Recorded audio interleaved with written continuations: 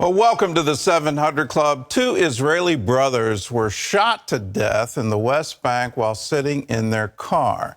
The Palestinians celebrated the terrorist attack by handing out sweets. Well, the murders have sparked riots and violence yesterday. Israeli leaders are calling for calm as the IDF does its job hunting down the terrorists. CBN Middle East correspondent Julie Stahl reports from Jerusalem on this escalating crisis.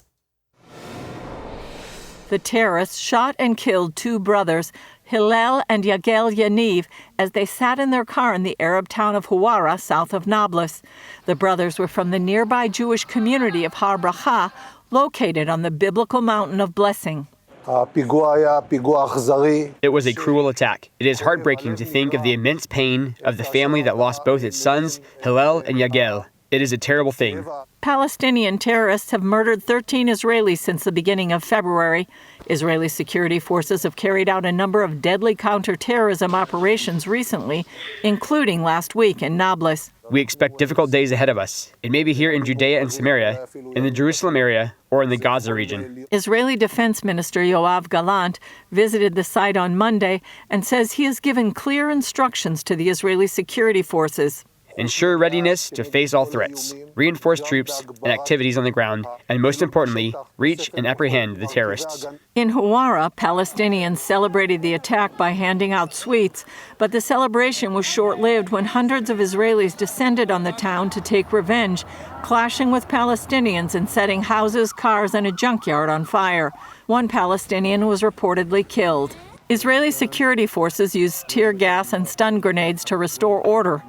Israeli Prime Minister Benjamin Netanyahu said security forces were pursuing the killer of the brothers and called for calm. I ask that even when the blood is boiling and the spirit is hot, not to take the law into your hands. I would like to let the IDF and the security forces do their job.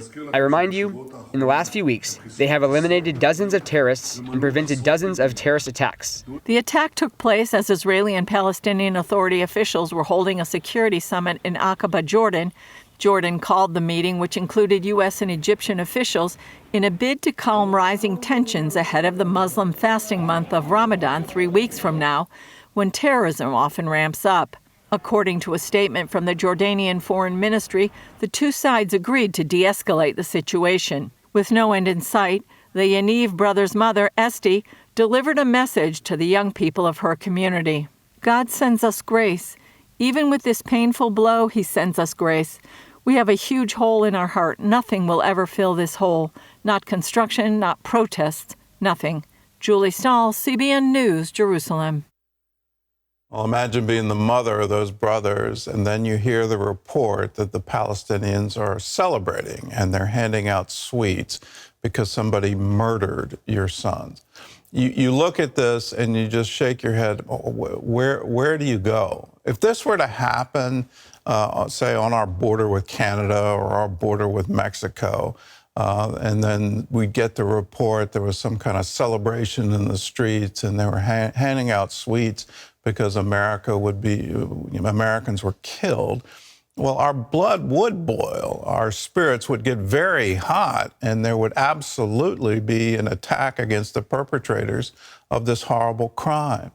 Why would we ever expect Israel to just sort of settle down on this and just sort of accept it, that this is the new normal? It will never be the new normal.